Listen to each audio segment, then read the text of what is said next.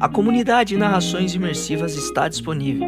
Acesse o link na descrição, ou então no primeiro comentário fixado, ou até mesmo no QR Code na sua tela. Você pode assinar a nossa comunidade em duas plataformas. Estamos tanto na Aurelo quanto no Spotify, via Patreon. Ao se tornar membro da nossa comunidade, além dos livros já disponíveis no nosso canal, você encontra uma série de livros exclusivos para a nossa comunidade. Todos os livros são em formatos de MP3, sem interrupções ou propagandas, para uma maior e melhor narração imersiva. E para aqueles que já são membros, já estão aproveitando do nosso mais novo projeto, que se trata de Harry Potter totalmente ambientado, sonorizado e com a trilha oficial dos filmes. A versão definitiva para quem busca uma verdadeira imersão na saga. Então não fique de fora. Assine a nossa comunidade e descubra mais uma forma de ouvir narrações imersivas. O canal Narrações Imersivas apresenta Harry Potter e o Cálice de Fogo, narrado por Ícaro Silva. Capítulo 37. O começo. Quando relembrou os acontecimentos, mesmo um mês depois, Harry descobriu que havia pouco a se lembrar dos dias que se sucederam. Era como se ele tivesse passado por coisas em excesso para poder absorver mais alguma. As lembranças que guardara eram muito dolorosas. A pior, talvez, tivesse sido o encontro com os Diggory, que ocorreu na manhã seguinte. Eles não o culparam pelo que acontecera. Pelo contrário, ambos lhe agradeceram por ter trazido o corpo do filho de volta. O Sr. Diggory soluçou a maior parte da entrevista. A dor da Sra. Diggory parecia ter ultrapassado o consolo das lágrimas. Ele sofreu pouco, então? Disse ela, depois que Harry lhe contou como Cedrico havia morrido. Afinal, Amos, ele morreu no momento em que venceu o torneio. Devia estar muito feliz. Ao se levantarem, ela olhou para Harry e disse: Cuide-se bem. Harry apanhou o saco de ouro na mesa de cabeceira. Podem levar, murmurou para a senhora. Deveria ter sido de Cedrico. Ele chegou à taça primeiro. Levem. Mas ela se afastou dele. Ah, não. É seu, querido. Não poderíamos. Fique para você. Harry voltou à Torre da Grifinória na noite seguinte. Pelo que Hermione e Rony lhe contaram, Dumbledore se dirigira à escola naquela manhã, ao café. Pedira apenas que deixassem Harry em paz, que ninguém lhe fizesse perguntas nem o aborrecesse, pedindo que contasse o que acontecera no labirinto. A maioria dos colegas, reparou Harry, estava lhe dando distância nos corredores, evitando olhá-lo. Alguns cochichavam, tampando a boca com as mãos quando o garoto passava. Ele imaginou que muitos teriam acreditado no artigo de Rita Skeeter sobre sua perturbação mental e a possibilidade de ser perigoso. Talvez estivessem formulando as próprias teorias sobre a morte de Cedrico. Ele descobriu que não fazia muita diferença. Gostava mais quando estava com Rony e Hermione e conversavam de outras coisas, ou então eles o deixavam ficar calado enquanto jogavam xadrez. Sentia que os três haviam chegado a um entendimento que não precisava ser expresso com palavras. Que cada um estava à espera de um sinal, uma palavra sobre o que estava acontecendo fora dos muros de Hogwarts, e que era inútil especular até que soubessem de alguma coisa ao certo. A única vez em que tocaram no assunto foi quando Rony contou a Harry sobre o encontro que a Sra. Weasley tivera com Dumbledore antes de voltar para casa. Ela foi perguntar ao diretor se você poderia ir direto para a nossa casa no verão. Mas o diretor quer que você vá para a casa dos Dursley, pelo menos no começo. Por quê? Perguntou Harry. Ela disse que Dumbledore tem lá as razões dele. Explicou Rony, balançando a cabeça sombriamente. Suponho que temos de confiar nele, não é? A única pessoa, além de Rony e Hermione, com quem Harry se sentia capaz de falar era Hagrid. E como não havia mais professor de defesa contra as artes das trevas, tinham o tempo dessa aula livre. Usaram o da tarde de quinta-feira para visitar Hagrid em casa. Fazia um dia claro e ensolarado. Canino saltou pela porta aberta quando eles se aproximaram, latindo e abanando o rabo feito louco. Quem está aí? Perguntou Hagrid, chegando até a porta. Harry!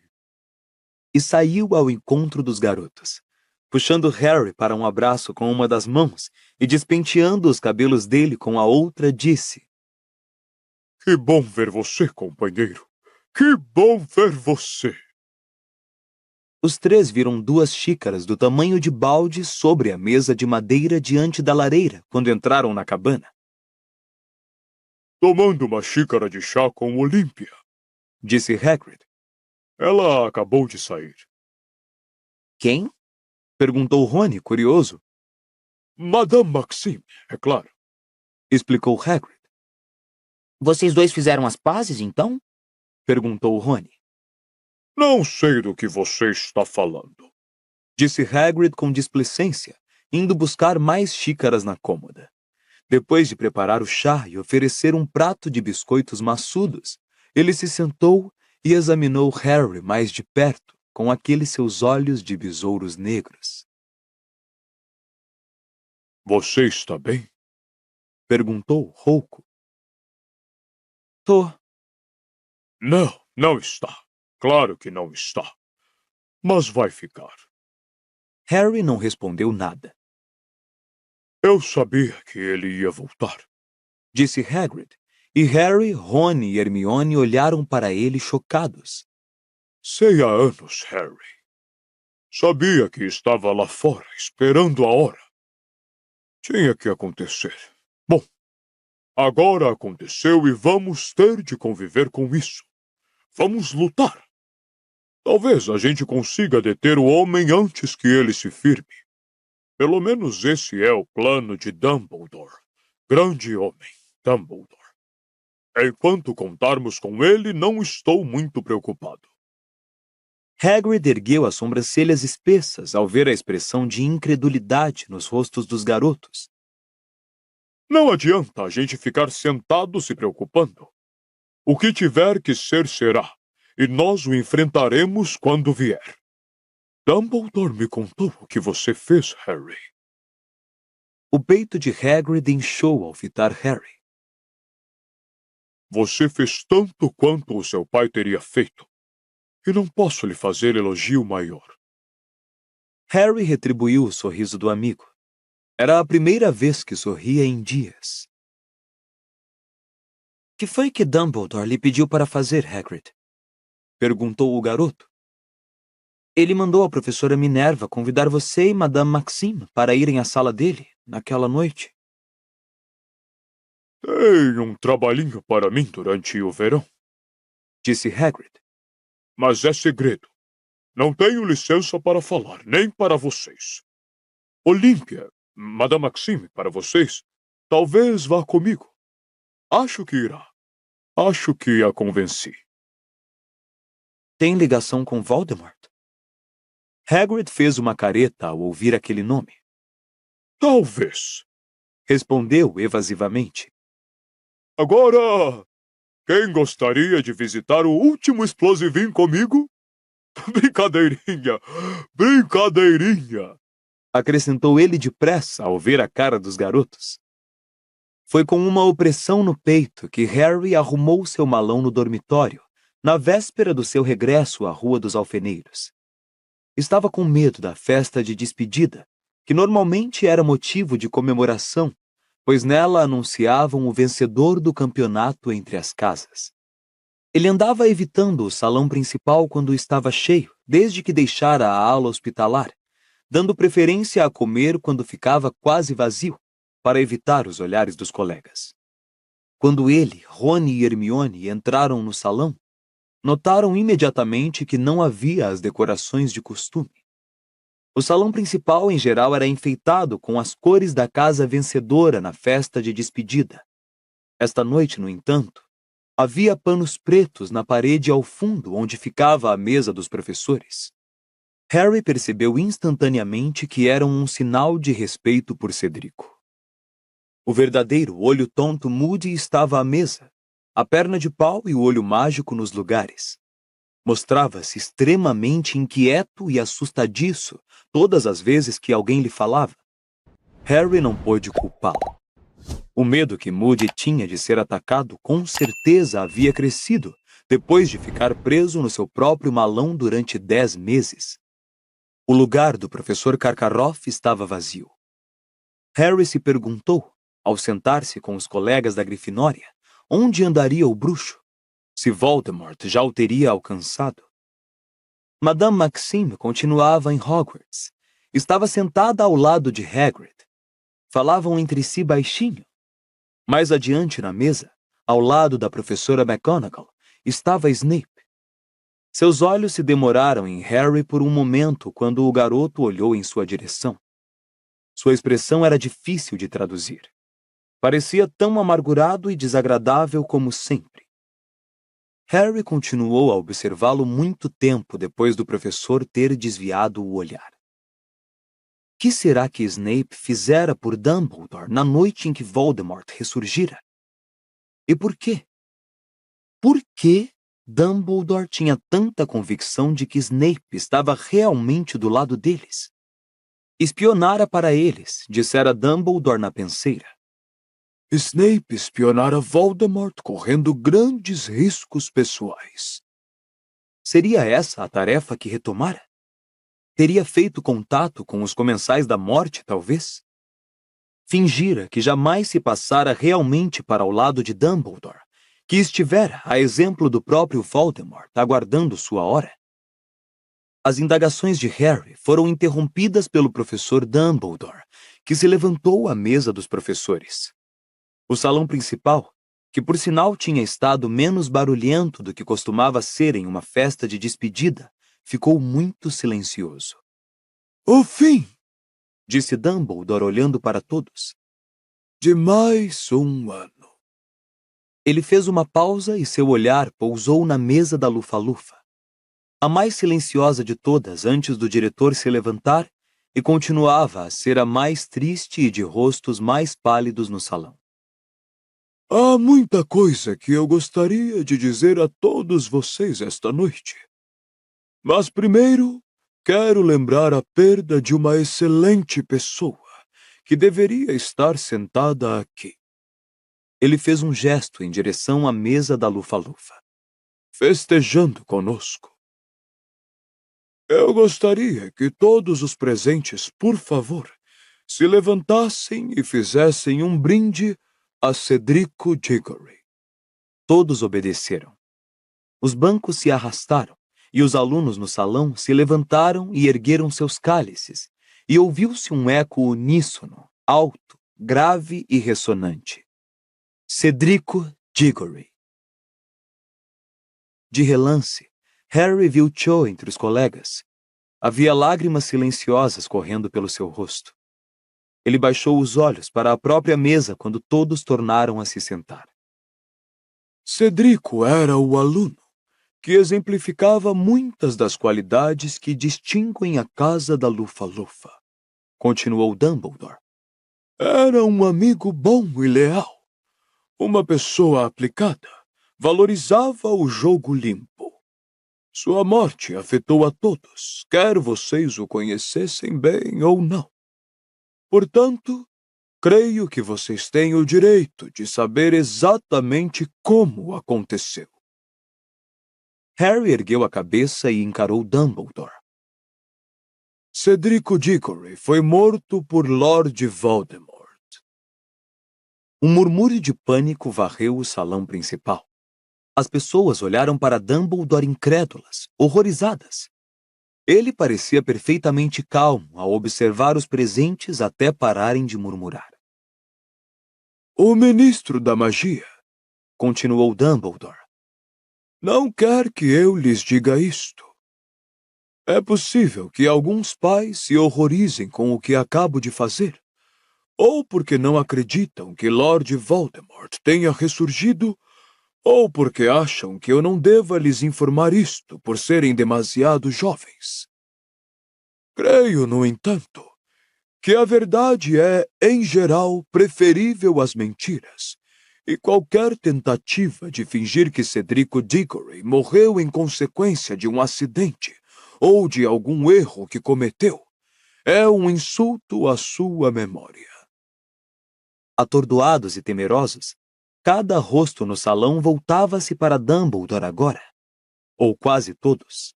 Na mesa da Sonserina, Harry viu Draco Malfoy cochichar alguma coisa para Crabbe e Goyle.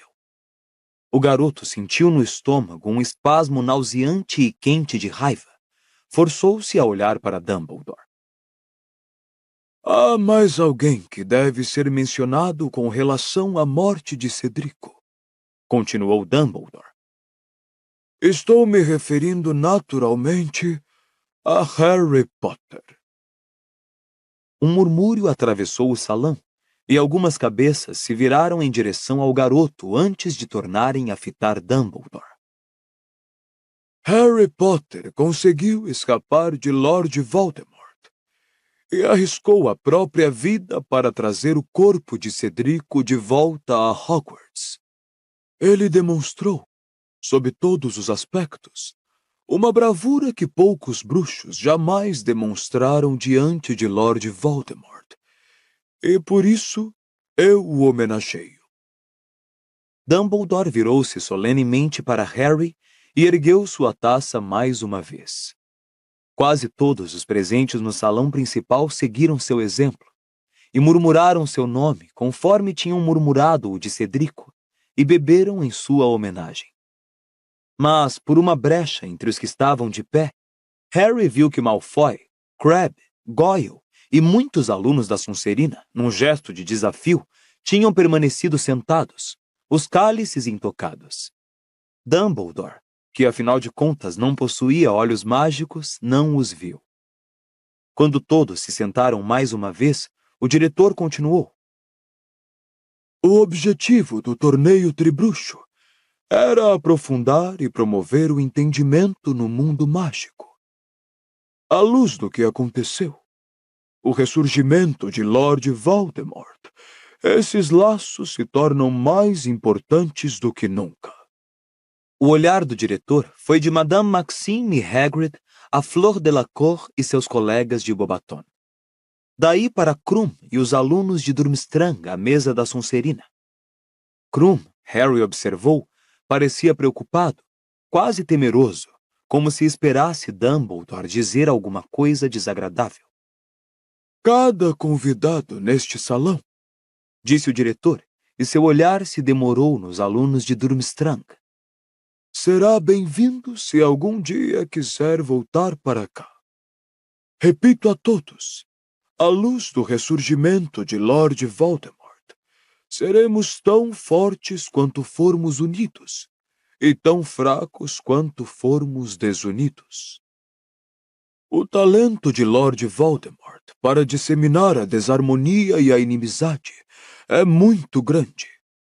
Só podemos combatê-lo mostrando uma ligação igualmente forte de amizade e confiança. As diferenças de costumes e língua não significam nada se os nossos objetivos forem os mesmos e os nossos corações forem receptivos. Creio, e nunca tive tanta esperança de estar enganado, que estamos diante de tempos sombrios e difíceis. Alguns de vocês neste salão já sofreram diretamente nas mãos de Lord Voldemort. As famílias de muitos já foram despedaçadas. Há apenas uma semana, um aluno foi levado do nosso meio. Lembrem-se de Cedrico Diggory. Lembrem-se, ao chegar a hora de terem de escolher entre o que é certo e o que é fácil, lembrem-se do que aconteceu com um rapaz que era bom, generoso e corajoso, porque ele cruzou o caminho de Lord Voldemort. Lembrem-se de Cedrico Diggory. O malão de Harry estava pronto. Edviges presa na gaiola em cima do malão. Harry, Rony e Hermione aguardavam no saguão de entrada lotado com os demais alunos do 4º ano as carruagens que deviam levá-los à estação de Hogsmeade. Fazia mais um belo dia de verão. Harry supôs que a Rua dos Alfeneiros estaria quente e cheia de folhas, os canteiros de flores em uma profusão de cores quando ele chegasse lá à noite. O pensamento não lhe trouxe prazer algum. Harry! Ele olhou. Fleur Delacour vinha entrando no castelo correndo. Para além da garota, lá longe no jardim, Harry viu Hagrid ajudando Madame Maxime a atrelar os cavalos à carruagem. A carruagem de Beauxbatons estava prestes a partir. Nós veremos outra vez, espero. Disse Fleur, que estendeu a mão quando o alcançou. Estou querendo arranjar um emprego aqui para melhorar o meu inglês. Já é bastante bom, Disse Rony com a voz meio estrangulada. Fleur sorriu para ele. Hermione amarrou a cara para o amigo. Adieu, Harry. Disse Fleur, virando-se para ir embora. Foi um prazer conhecer você. O estado de ânimo de Harry não pôde deixar de melhorar um pouquinho ao observar Fleur correr pelos gramados de volta a Madame Maxime, seus cabelos prateados ondeando ao sol. Como será que os alunos de Durmstrang vão voltar para casa? Indagou Rony. Vocês acham que eles são capazes de comandar aquele navio sem o Karkaroff? Karkaroff não comandou, Disse uma voz ríspida. Ficou na cabine e deixou o trabalho conosco. Krum viera se despedir de Hermione. Posso lhe dar uma palavrinha? Pediu ele. Ah, claro, tudo bem. Respondeu a garota, e parecendo ligeiramente afobada, acompanhou Krum pela aglomeração de alunos até desaparecer de vista. É melhor você se apressar. Gritou Rony para ela. As carruagens vão chegar a qualquer momento. Mas ele deixou com Harry a tarefa de vigiar a chegada das carruagens e passou os minutos seguintes esticando o pescoço por cima dos colegas para tentar ver o que Krum e Hermione poderiam estar fazendo. Os dois voltaram bem depressa, mas o rosto da garota estava impassível. Eu gostava de Chicory, Disse Krum abruptamente a Harry. Era sempre educado comigo. Sempre. Mesmo eu sendo de Durmstrang, com Karkaroff. Acrescentou ele, fechando a cara. Você já tem um novo diretor? Perguntou Harry. Krum sacudiu os ombros. Depois estendeu a mão, como fizera Fleur, apertou a de Harry e em seguida a de Rony. Rony parecia estar sofrendo um doloroso conflito interior. Krum já começara a se afastar quando ele falou de supetão. Pode me dar seu autógrafo? Hermione se virou rindo para as carruagens sem cavalos, que agora vinham sacolejando pelo caminho, quando Krum, com ar de surpresa, mas muito satisfeito, assinou um pedaço de pergaminho para Rony. O tempo não poderia estar mais diferente na viagem de volta a King's Cross do que estivera na vinda para Hogwarts em setembro. Não havia uma única nuvem no céu. Harry, Rony e Hermione tinham conseguido uma cabine só para eles. Pichitinho mais uma vez viajava escondido sob as vestes a rigor de Rony para não ficar piando continuamente. Edviges cochilava, a cabeça debaixo de uma asa, e Bichento se enroscara em um lugar vazio, como uma grande almofada peluda cor de gengibre. Harry, Rony e Hermione conversaram mais longa e livremente do que haviam feito durante toda a semana, enquanto o trem os levava para o sul. Harry teve a impressão de que o discurso de Dumbledore na festa de despedida de alguma forma o desbloqueara. Tornara-se menos doloroso para ele falar sobre o que acontecera. Os amigos somente interromperam a conversa sobre as medidas que Dumbledore poderia estar tomando naquele instante para deter Voldemort, quando o carrinho de comida chegou. Ao voltar do carrinho, Hermione guardou o troco na mochila e apanhou um exemplar do Profeta Diário que levava ali. Harry olhou para o jornal, pouco seguro se realmente gostaria de saber o que dizia, mas Hermione, vendo-o olhar, disse calmamente: Não tem nada aqui. Pode ver por você mesmo, não tem nada aqui. Estive verificando todos os dias. Só uma pequena notícia no dia seguinte à terceira tarefa, dizendo que você ganhou o torneio. O jornal sequer mencionou Cedrico. Nenhum comentário sobre nada. Se vocês me perguntarem, acho que Fudge está obrigando o jornal a se calar. Ele jamais faria a Rita se calar, disse Harry. Não sobre uma história dessas. Ah, Rita não tem escrito nada desde a terceira tarefa. Disse Hermione com uma voz estranhamente contida. Aliás, Acrescentou, agora com a voz ligeiramente trêmula. Rita Skeeter não vai escrever nadinha por algum tempo. A não ser que queira que eu ponha a boca no trombone sobre ela. Do que é que você está falando? Perguntou Rony. Descobri como é que ela fazia para escutar conversas particulares, já que estava proibida de entrar nos terrenos da escola. Explicou a garota depressa. Harry teve a impressão de que Hermione andava há dias doidinha para contar a eles, mas se contivera por conta de tudo o mais que havia acontecido. Como é que ela fazia? Perguntou Harry na mesma hora. Como foi que você descobriu? Perguntou Rony, olhando admirado para a amiga. Bom, na realidade foi você, Harry, quem me deu a ideia. Eu? Exclamou Harry, perplexo. Como? Grampo, Disse a garota satisfeita. Mas você disse que não funcionava. Ah, não um grampo eletrônico. Não, sabe? Rita Skeeter A voz de Hermione tremeu de silencioso triunfo. é um animago clandestino. Ela pode se transformar Hermione tirou um frasco lacrado de dentro da mochila. em besouro.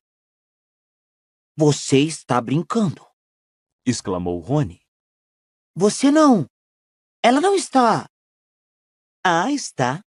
Respondeu Hermione com um ar de felicidade, mostrando o frasco para os amigos. Dentro havia uns gravetos e folhas, e um grande e gordo besouro. Nunca. Você está brincando. Sussurrou Rony, erguendo o frasco à altura dos olhos. Não, não estou. Disse Hermione com um largo sorriso. Apanhei-a no peitoril da janela da enfermaria. Olhe com atenção e você vai notar as marcas em volta das antenas, exatamente iguais às daqueles óculos horrorosos que ela usa. Harry olhou e viu que a garota tinha razão. E ele também se lembrou de uma coisa.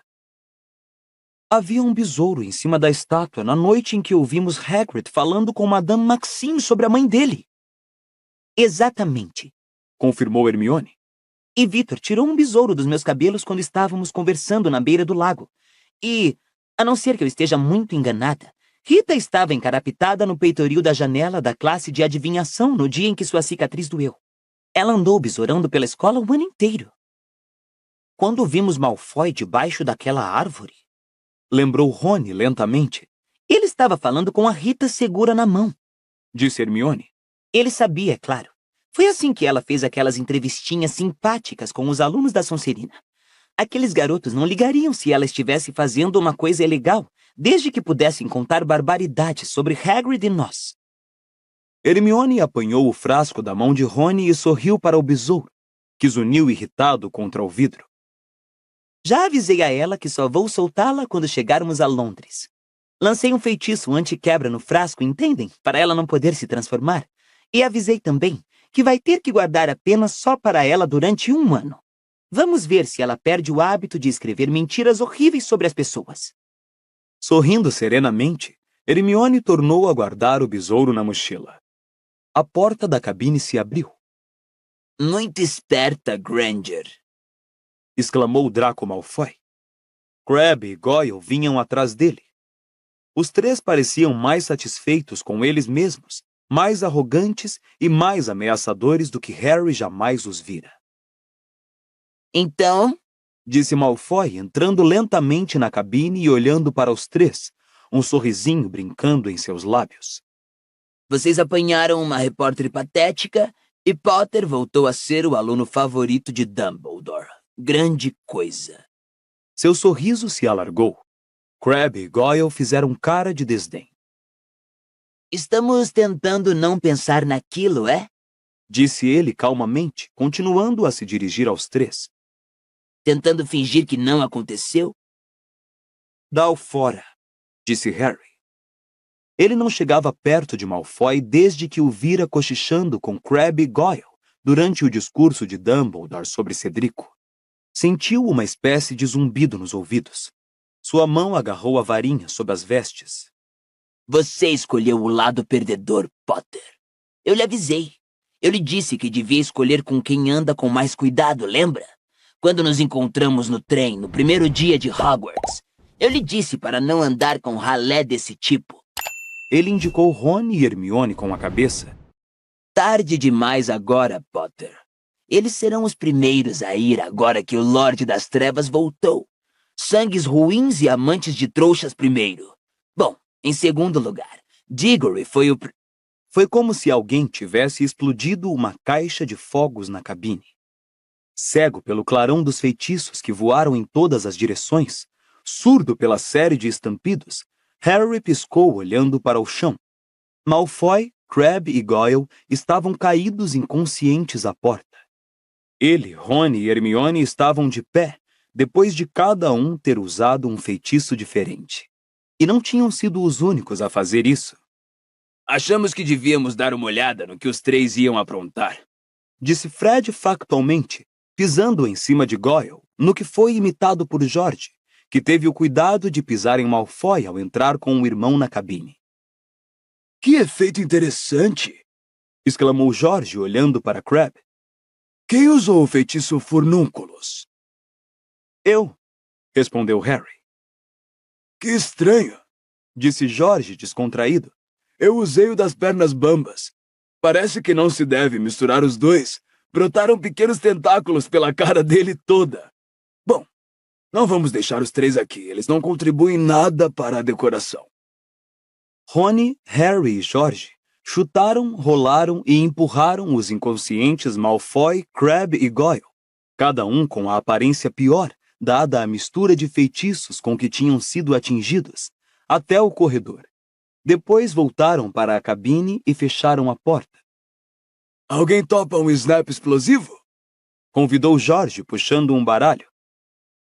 Já estavam no meio da quinta partida quando Harry resolveu fazer a eles a pergunta. Então, vão nos contar?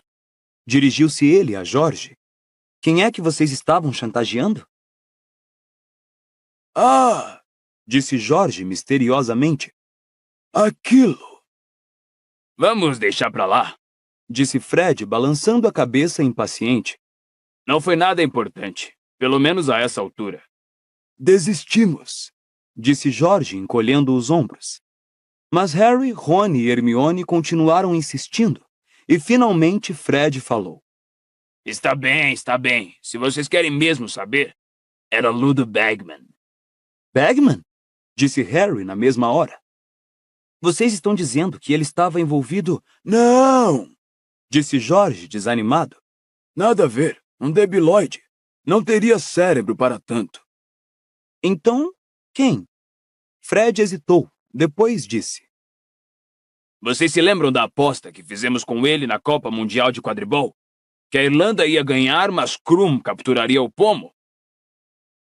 Lembro, disseram Harry e Rony lentamente. Bom, o babaca nos pagou com aquele ouro de Leprechaun que os mascotes da Irlanda tinham jogado. E daí? E daí? Disse Fred, impaciente. Desapareceu, não é? Na manhã seguinte tinha desaparecido. Mas deve ter sido sem querer, não? Perguntou Hermione. George riu, muito amargurado. Foi o que nós pensamos a princípio. Achamos que se escrevêssemos a ele e disséssemos que tinha havido um engano, ele nos pagaria direito. Mas nada feito. Nem deu bola para nossa carta. Continuamos tentando falar com ele sobre isso em Hogwarts, mas estava sempre arranjando uma desculpa para se afastar de nós. No fim, ele começou a engrossar, comentou Fred. Disse que éramos muito jovens para apostar em jogos de azar e que ele não ia nos dar nada. Então pedimos a ele que devolvesse o nosso dinheiro, disse George, amarrando a cara. Ele não teve a coragem de recusar, exclamou Hermione. Acertou na primeira, disse Fred.